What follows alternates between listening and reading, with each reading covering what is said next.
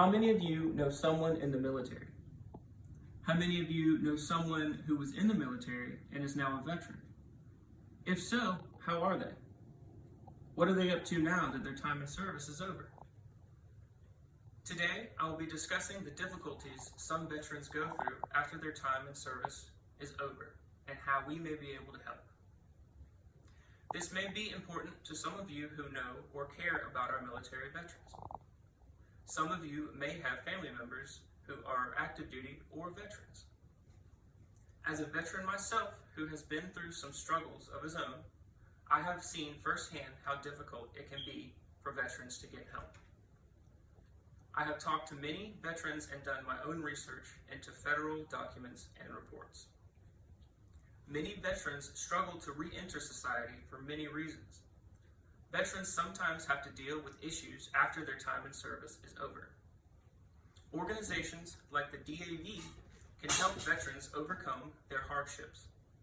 Veterans count for almost 10% of our U.S. population. Imagine the difference we could make. When military members rejoin society, their experience in service usually impacts them mentally or physically. Some veterans have trouble re-entering society because of these issues. Veterans can feel out of place or suffer from physical ailments that make it more difficult to take care of things. Veterans may have trouble seeking the help they need because of their disabilities, and veterans have a hard time finding jobs that they are able to perform because of this. Veterans are more likely to suffer from depression or attempt suicide because of these difficulties they face outside of the military, or because of the things they dealt with in the military. Veterans and their families may struggle to support themselves physically and financially if they can't work or do not have the necessary benefits they deserve for serving this country. This can also have a great impact on our community. But as a community, there are ways we can help and make sure veterans get what they need.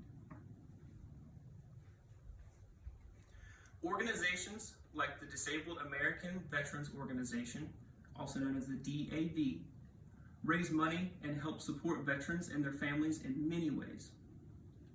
With the money, the DAV creates charities and donations, and they raise awareness to support veterans, and they have many ways in which they give back to veterans and their families firsthand.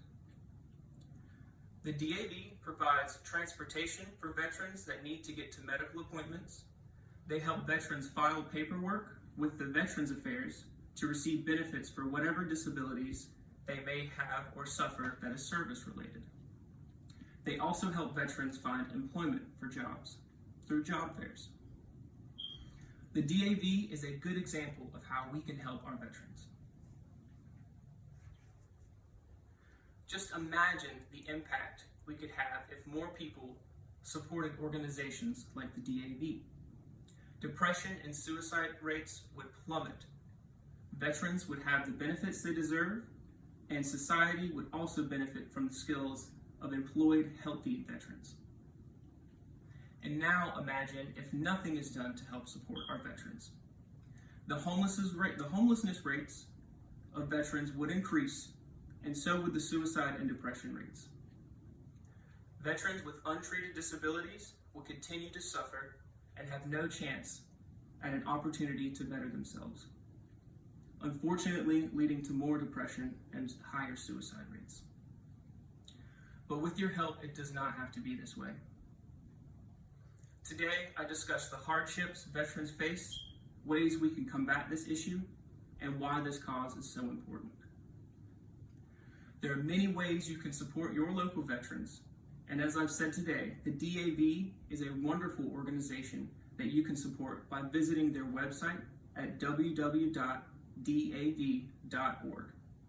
There you can donate or sign up to be a volunteer.